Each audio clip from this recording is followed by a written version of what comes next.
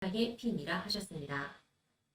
성만찬의식은 메시아이신 예수님의 살과 피로 사탄의 혈통을 청산하고 하나님의 혈통으로 거듭 태어나게 하는 원죄 청산의 조건적인 의식이었습니다. 누구를 막론하고 메시아를 맞아 거듭 태어나지 않으면 본래의 자리로 돌아갈 수가 없기 때문입니다. 믿음으로 하나님을 찾고 사랑으로 본성을 회복하여 메시아를 맞아 원죄를 청산해야 하는 이 노정에서 중요한 것은 잃어버린 것에 해당하는 조건물과 함께 잃어버린 시간에 해당하는 수리적인 탄감기간을 찾아 세워야 한다는 것입니다. 성경의 역사 속에 동일한 날의 수와 해의 수가 나오는 이유는 바로 잃어버린 믿음의 기대와 실제 기대를 찾아 세우기 위함이었습니다. 예를 들어 성경에서는 노아가 지은 3층의 방주, 아브라함이 드린 세 종류의 제물, 예수님의 30년 사생애와 3년 공생애 등 반복되는 삶수를 볼 수 있고 노아 홍수 심판 40일, 모세 시대의 40년의 기간들, 예수님의 금식 40일, 부활 기간 40일 등 거듭되는 사수가 있습니다. 역사라고 하는 것은 그 시대의 중심 인물이 어디에서 어떻게 살았는가를 기록한 것입니다. 그러나 인류 역사를 이끌어온 내적인 요인이 무엇인가를 알기 전에는 역사의 참 모습을 알 수 없다고 말할 수 있습니다. 인류 역사는 동일한 환경에 처한 종족이나 민족에게 형성된 문화권을 중심으로 발달하여 왔고 그 문화권의 중심에는 어떤 형태로든 그들의 신앙이 있었습니다. 그들의 믿음이 신념이 되고 사상이 되어 삶으로 나타나 문화권을 이루었던 것이죠. 그렇게 문화권의 배후에는 종교가 있고 그 종교의 배후에는 하나님이 계십니다. 따라서 인류 역사는 하나님과 그 하나님의 뜻을 반역하는 사탄 사이에서 벌어지는 내적인 투쟁이 역사 속에 실체적으로 나타나게 되며 이것이 인류 역사가 선악의 투쟁의 역사로 나타나는 이유입니다. 반드시 잃어버린 인간과 만물을 찾아오시려는 하나님의 섭리 과정에서 인간이 하나님의 말씀을 믿고 실천하는 책임 여하에 따라 구원 섭리를 성취할 수도 있고 성취하지 못할 수도 있습니다. 따라서 인간이 하나님을 믿고 잘 실천하면 그 뜻은 이루어지지만 인간이 하나님을 불신하면 하나님의 섭리는 연장되고 다시 믿음의 기대와 실제 기대를 세우기 위한 조건과 기간이 반복적으로 이어지게 되었습니다. 그래서 하나님의 섭리를 모르는 사람들의 눈에는 하나님이 매번 같은 일을 되풀이하는 것처럼 보일 수도 있습니다. 이제 있는 것이 옛적에 있었고 장래에 있을 것도 옛적에 있었나니 하나님은 이미 지난 것을 다시 찾으시느니라. 이미 있던 것이 후에 다시 있겠고 이미 한 일을 후에 다시 할지라. 해 아래는 새 것이 없나니 무엇을 가리켜 이르기를 보라 이것이 새 것이라 할 것이 있으랴. 오래전 세대에도 이미 있었느니라. 역사를 연구한 많은 분이 역사가 나선형을 이루며 동시성을 띠고 있다고 보는 것도 이러한 이유가 있었던 것입니다. 인류 역사를 이끌어온 내적인 요인은 메시아를 맞이하는 것입니다. 타락한 인간이 본래의 자리로 돌아가기 위해서는 메시아를 맞이해야 합니다. 그리고 메시아를 맞이하려면 사탄을 분립하고 타락하기 전 본래의 자리로 복귀한 입장에 서야 합니다. 그렇게 복귀한 입장에 섰다는 조건이 바로 믿음의 기대와 실체 기대를 찾아 세우는 것이고 그 조건으로 메시아를 맞이할 수 있는 기대가 조성되게 됩니다.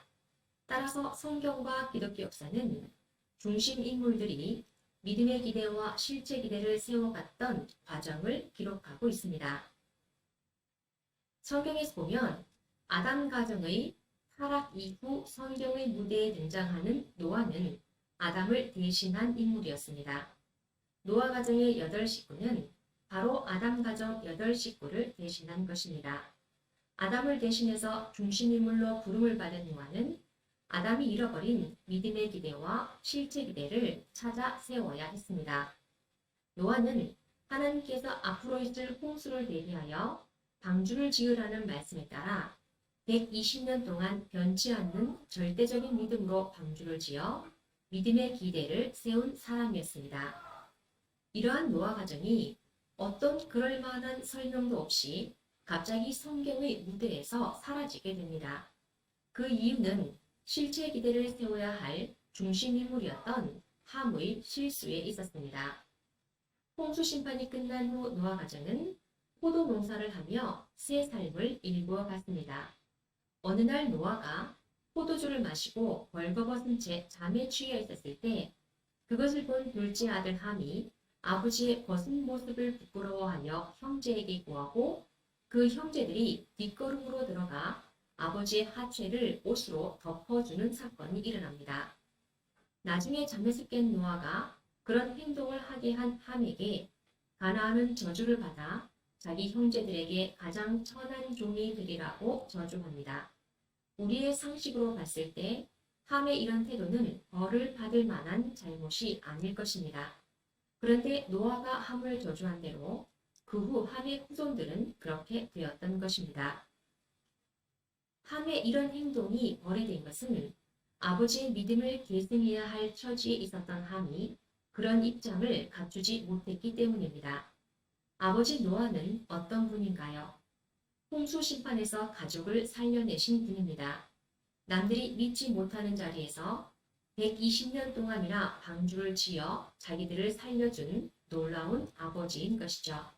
그런 아버지가 믿지 못할 모습을 하고 있었다 하더라도 그간의 아버지를 보았다면 아버지의 이런 모습에도 무슨 뜻이 있을 것이다 라는 마음을 가져야 했습니다.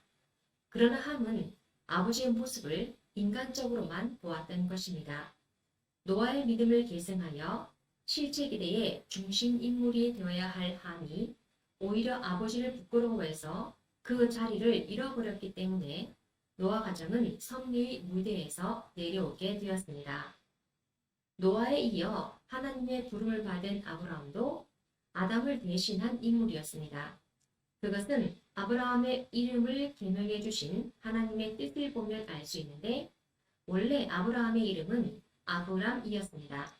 그런데 아브라함을 아브라함이라고 개명해 주시면서 그 이후로 열국의 아비가 되게 함인이라고 말씀하셨던 것입니다. 그것은 열국의 아버지가 되어야 했을 아담의 대신 사명자가 되어야 한다는 하나님의 소원이 담겨 있습니다. 이렇게 아담 대신 부르심을 받은 아브라함도 아담이 잃어버린 믿음과 실체를 찾기 위하여 믿음의 기대와 실체 기대를 찾아 세워야 할 사명이 있었습니다.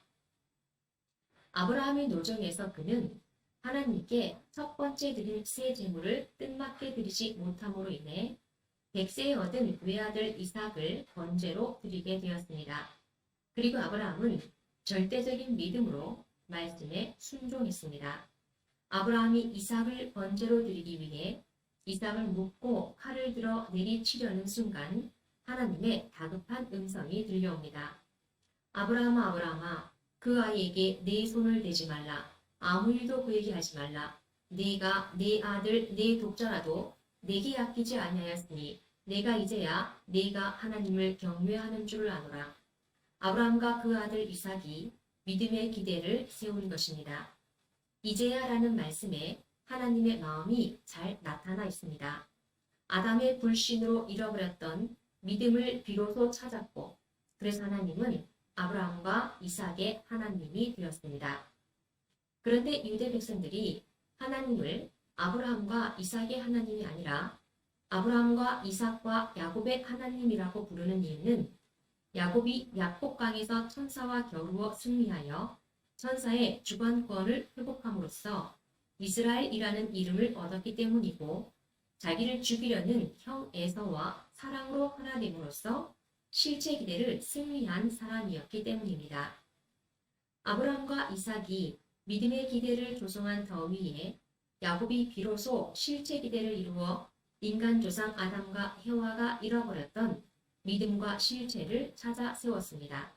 그리고 아브라함이 믿음의 조상이 되었기 때문에 하나님이 아브라함과 이삭과 야곱의 하나님이 되시고 그들의 후손이 선민이 되었습니다.